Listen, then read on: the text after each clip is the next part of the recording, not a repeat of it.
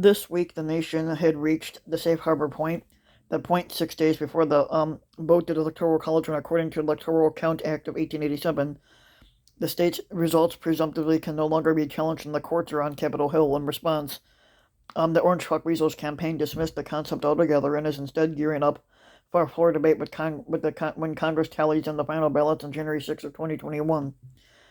At the same time, um, the Orange Weasel has hinted at his intention to run again in 2024. Hopefully not. He'll be dead by then. It has been an embarrassing 4 years.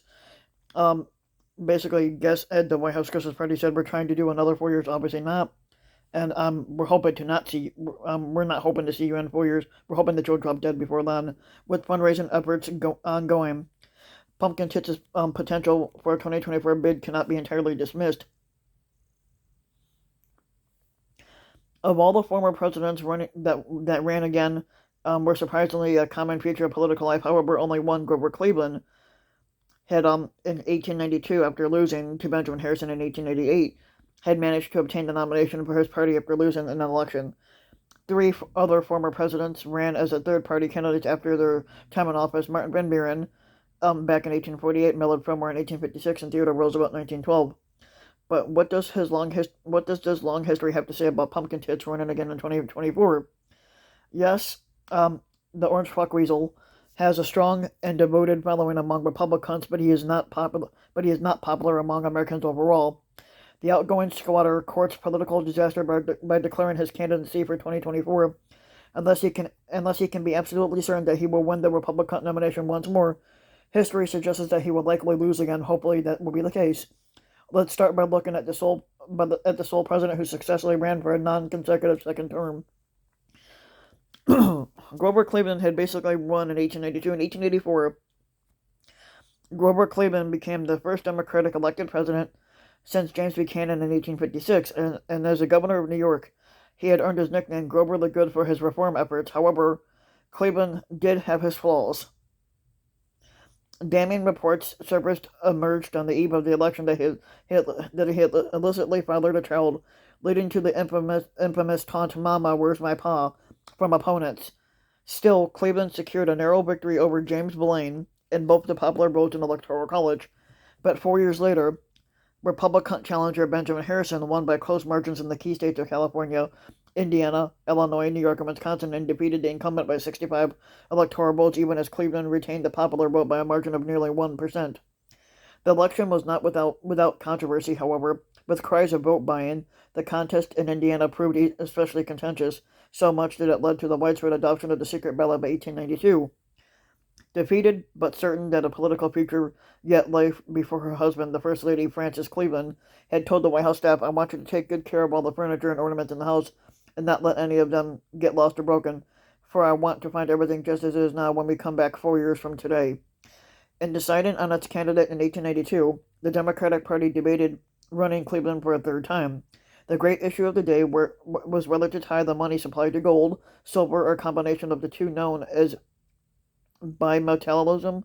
Once more dominated the party's decision. Cleveland, an advocate of the gold standard, faced a serious challenge from the bimetallist David Hill, who had run with Cleveland as lieutenant governor of New York in 1882 and succeeded him as governor in 1885.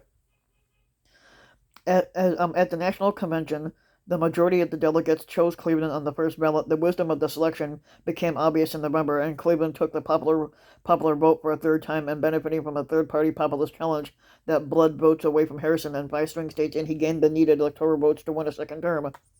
Cleveland had won again in 1892 for a number of reasons, but chief among them was his continued popularity with the American people, and positive associations rather than negative ones impelled the majority of voters to choose Cleveland time and time again. And Martin Van Buren, not every former president has had much luck as Cleveland. Martin Van Buren's rise and fall was particularly notable. The Democrat overcame a smattering of Whig presidential candidates in 1836, only to be soundly defeated by one of them, William Henry Harrison, in 1840. And due to the economic depression afflicting the nation, he left office with a different kind of nickname, Martin Van Ruin. Still, Van Buren became the first presumed Democrat front-runner in the 1884 election, yet when Van Buren came out against the annexation of Texas in the short term, the delegates chose James Polk as the first dark horse candidate in American history, and not to be deterred, Van Buren on the third party, Free Soil, took in 1848, garnering a respected 10% of the popular vote, but winning no electoral votes. He still played spoiler by handing key states in the Mid-Atlantic to Whig Zachary Taylor at the expense of Democratic candidate Lewis Cass. Millard Fillmore, which is a fail again. Vice President Millard Fillmore became president in 1850 upon Taylor's death, and Fillmore filled out Taylor's term, signing the diverse Compromise of 1850 that admitted California, settled the Texas boundary, and authorized the return of fugitive slaves, among other issues. At its national convention in 1852, the Whig Party passed over the incumbent Fillmore in favor of the General Winfield Scott. The electoral landslide of Democrat Franklin Pierce that November signaled the end of the Whigs as a national party for political purposes.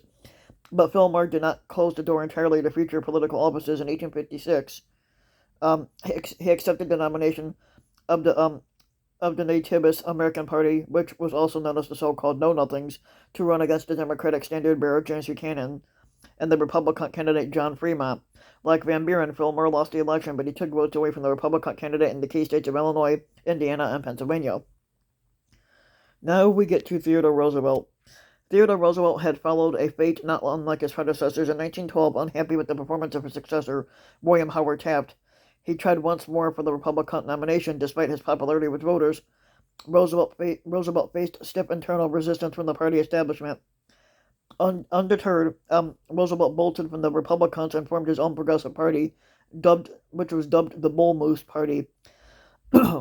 Roosevelt won an impressive 88 electoral votes, the most of any third-party candidate in American history, but he cannot overcome the divisions that were created by his larger-than-life personality. Instead, the split among Republicans and progressives left the door open for a Democratic Party victory. Woodrow Wilson became the first Democratic elected president since, you guessed it, Grover Cleveland in 1892. But taken together, this trio of former presidents reveals that political parties tend to not re-nominate candidates who are unpopular with the party or the electorate, even if they have once served as a president. By contrast, third party runs by past presidents have been unsuccessful and often proven greatly diverse for the candidates' former parties. The Orange Truck Weasel has twice failed to win the popular vote. In 2020, Joe Biden's share of the popular vote was greater than any challenger to an incumbent president since Franklin Roosevelt defeated the Herbert Hoover in 1932. Indeed, of all the former presidents who tried again, Pumpkin Tits appears most similar to Van Buren, like the unpopular Van Buren.